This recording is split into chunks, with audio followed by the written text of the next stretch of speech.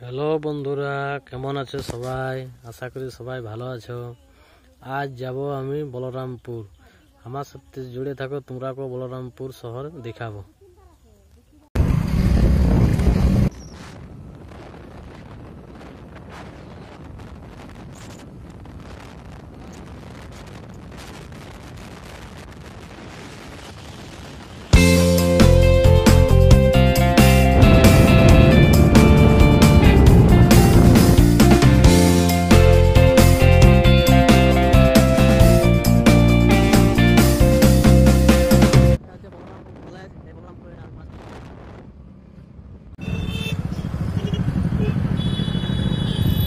Finally বন্ধুরা Balarampur town পৌঁছে গেছে।